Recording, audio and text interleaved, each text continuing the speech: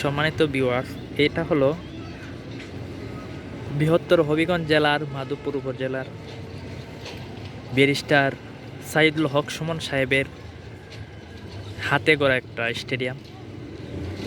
এখানে প্রায় সময় ব্যারিস্টার সাইদুল হক সুমন সাহেব আসতেন। উনি এমপি থাকা অবস্থায়ও আসছেন। বর্তমানে তো উনি কারাবরণ করতেছেন। তো দেখেন, এই স্টেডিয়ামটা অনেক সুন্দর, মাশাল্লাহ।